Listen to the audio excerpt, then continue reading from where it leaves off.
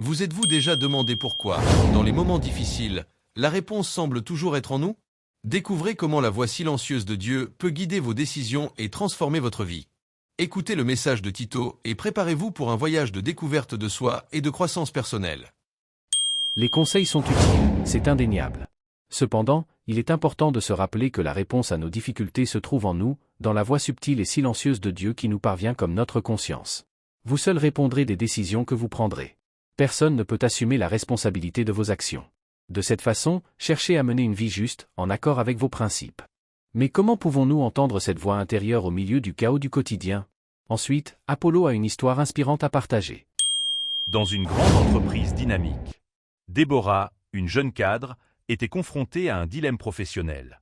Son entreprise était en campagne et sur le point de lancer un produit innovant, mais elle sentait que quelque chose n'allait pas. Les pressions financières, commerciales et le contexte du marché, ainsi que les attentes des actionnaires, pesaient sur ses épaules. Déborah était connue pour son éthique et son dévouement. Elle avait son bureau dans un immeuble moderne, avec une vue imprenable. Cependant, la beauté du paysage ne parvenait pas à calmer son esprit inquiet. Déborah travaillait tard dans la nuit, analysant et vérifiant des rapports et échangeant des informations avec ses équipes de développement et de lancement. Elle savait que le produit avait le potentiel de révolutionner le marché, mais elle était également consciente des défauts de sa conception qui pourraient nuire aux consommateurs. La responsabilité de prendre la bonne décision lui incombait, et cela la rendait anxieuse. Lors d'une réunion décisive, Déborah a été confrontée par ses collègues. Ils ont fait valoir que le lancement du produit était crucial pour l'avenir de l'entreprise. Les chiffres présentés montraient une croissance significative des prévisions de vente, et les actionnaires étaient enthousiastes à la perspective de gros bénéfices. Cependant, Déborah savait que le produit présentait des défauts qui pourraient nuire aux consommateurs. Elle se sentait partagée entre sa responsabilité professionnelle et ses principes personnels. « Déborah, tu es trop prudente », a déclaré l'un des directeurs. « Nous avons déjà fait suffisamment de tests. Le marché n'attendra pas éternellement. » Déborah écouta attentivement, mais son expression resta sérieuse. « Je comprends l'urgence, mais nous ne pouvons pas ignorer les risques. Notre devoir est de garantir la sécurité des consommateurs. » La tension dans la salle était palpable. Certains collègues étaient d'accord avec Déborah, tandis que d'autres pensaient qu'elle exagérait. La discussion s'est prolongée pendant des heures, mais aucune décision n'a été prise. C'est une décision très difficile. Dans un moment de solitude, Déborah décida de méditer. Elle ferma les yeux et respira profondément, cherchant la voix silencieuse en elle. Soudain, une sensation de paix l'envahit. Elle savait ce qu'elle devait faire. Déborah décida de reporter le lancement du produit jusqu'à ce que tous les défauts soient corrigés. Sa décision fut accueillie avec beaucoup de résistance initiale, mais, avec le temps, tous reconnurent la sagesse de son choix. Avec cette décision, l'entreprise non seulement maintint sa respectabilité et son intégrité, mais gagnerait également une plus grande confiance de la part des consommateurs. Mais quelle fut la véritable raison qui poussa Déborah à prendre cette décision courageuse? Renato, un vieil ami de Déborah, décida de l'interroger.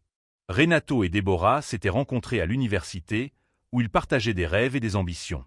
Renato avait toujours admiré la détermination de Déborah et sa capacité à maintenir son intégrité, même face à des situations difficiles. Il savait qu'il y avait quelque chose de plus profond derrière la décision de Déborah. Un soir, alors qu'il prenait un café, Renato demanda « Déborah, qu'est-ce qui t'a vraiment motivé à reporter le lancement? N'était-ce que la préoccupation pour les consommateurs? » Renato, je suis allé chercher une solution dans le silence, en cherchant ma voix intérieure de la conscience, qui est la voix du Seigneur, qui nous guide toujours. J'ai demandé au Seigneur de me donner la direction à suivre et comment je devais procéder pour ma propre conviction, ainsi que pour nos collègues. Déborah sourit et regarda l'horizon. Quand j'ai demandé une direction au Seigneur, un souvenir est venu qui a fini par me donner la confiance dont j'avais besoin pour décider. Renato, tu te souviens de ma grand-mère? Elle me disait toujours que l'honnêteté et l'intégrité sont les piliers d'une vie réussie. Quand j'étais enfant, elle m'a raconté l'histoire d'un entrepreneur qui avait mis le profit au-dessus de la sécurité des personnes. Cela a entraîné une tragédie qui a détruit des vies et sa propre entreprise. Renato acquiesça, se souvenant des histoires que Déborah partageait sur sa grand-mère. Alors, c'est le souvenir de ta grand-mère qui t'a guidé? Non, c'est le calme et mes demandes de direction au Seigneur qui ont fait surgir le souvenir de ma grand-mère et ainsi est apparu l'ensemble des solutions. Je me suis aussi souvenu d'enseignements quand j'ai pensé aux valeurs que notre entreprise défend.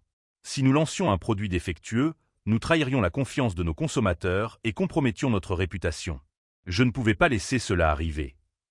Renato fut impressionné par la profondeur de la réflexion de Déborah.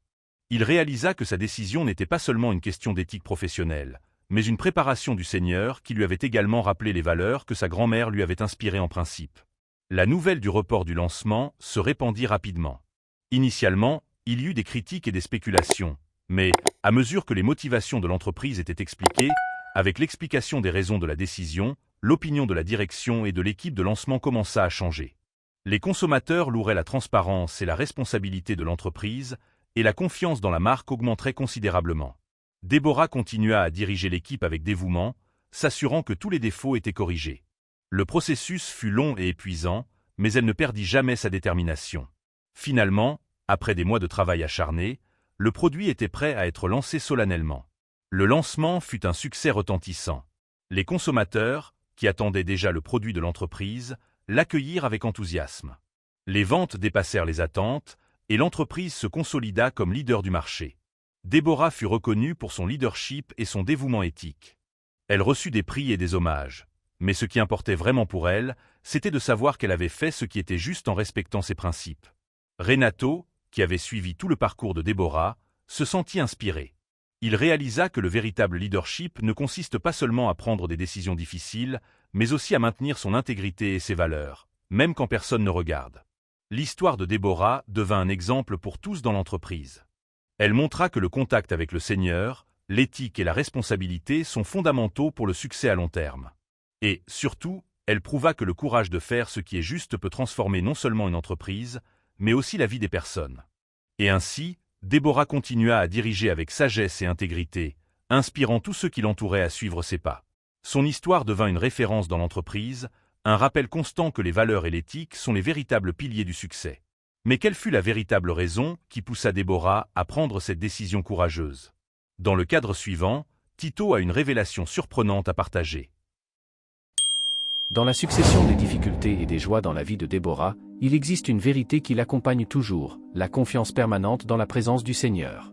Et à nous tous, il nous accompagne à chaque pas, à chaque respiration et à chaque instant. Je crois que Déborah connaissait ce que je souhaite partager aujourd'hui avec vous, 3 versets qui nous rappellent cette importante réalité de Dieu présent.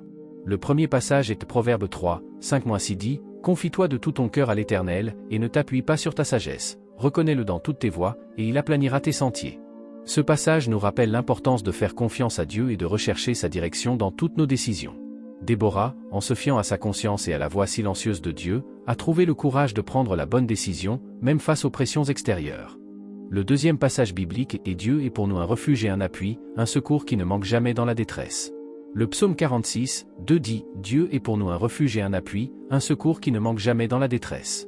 Ce verset enseigne que Dieu est un abri sûr et fort, qui nous accueille, nous fortifie et nous délivre du mal. Dans les moments de difficulté où nous nous trouvons très angoissés, Dieu est notre refuge et en lui nous nous fortifions. Déborah a trouvé force et paix dans l'introspection pour chercher la direction du Seigneur, étant impliquée dans un chaos qui impliquait ses principes éthiques, moraux et professionnels avec la pression commerciale, financière et corporative dans son environnement de travail. Enfin, venez à moi, vous tous qui êtes fatigués et chargés, et je vous donnerai du repos.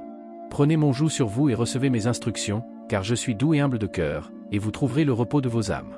Car mon joug est doux, et mon fardeau léger. Jésus nous invite à chercher le repos et le soulagement en sa présence. Déborah, en faisant confiance à Dieu et en suivant ses principes, a trouvé la paix et le soulagement au milieu de ses responsabilités professionnelles. Mais comment pouvons-nous appliquer ces enseignements dans notre vie quotidienne? Ensuite, Apollo a des faits spéciaux à vous livrer sur l'histoire de Déborah. Le parcours de Déborah souligne l'importance de l'introspection et de la foi pour la guidance divine. Dans un scénario contemporain où les attentes peuvent obscurcir nos valeurs, la recherche de la voie intérieure devient cruciale. En cultivant cette connexion spirituelle, nous trouvons la force et la sagesse nécessaires pour des décisions justes. La foi nous invite à faire confiance à une puissance supérieure, en cherchant refuge et force dans les moments difficiles. Au lieu de nous appuyer sur notre propre compréhension limitée, nous sommes encouragés à reconnaître la présence divine dans tous les aspects de nos vies. Dans les moments de fatigue et de surcharge, nous pouvons trouver soulagement et repos en nous rapprochant de la source de paix. En acceptant l'invitation à une relation plus profonde, nous trouvons la légèreté et la tranquillité que nous recherchons tant. En résumé, l'histoire de Déborah et les enseignements spirituels nous rappellent l'importance de la foi, de l'introspection et de la recherche d'une relation plus profonde avec notre Seigneur. En cultivant ces valeurs, nous trouvons la force et la sagesse pour affronter les défis quotidiens personnels et professionnels. Nous vous remercions beaucoup de bien vouloir consacrer un moment pour aimer cette vidéo. Cela peut sembler une petite action, mais cela nous aide à continuer à offrir de bons messages et des réflexions. Abonnez-vous à la chaîne et activez la cloche pour ne pas manquer nos futures réflexions. Vos commentaires comptent également beaucoup pour nous. Si vous trouvez utile ce que nous partageons, laissez-nous votre commentaire et vos intérêts afin que nous puissions vous répondre dans les futures vidéos. Ici, nous nous rencontrerons, discuterons et nous améliorerons. N'oubliez pas de consulter la description de cette vidéo, car lorsque des avis et des compléments de lecture vous seront destinés, c'est là que nous vous le dirons. Nous vous sommes reconnaissants d'être ici. L'impact de cette vidéo peut être une invitation à la suivante. Il y a quelque chose à l'écran maintenant qui peut surprendre et ajouter à votre compréhension. Nous vous remercions de votre attention et de nous permettre de faire partie de votre développement.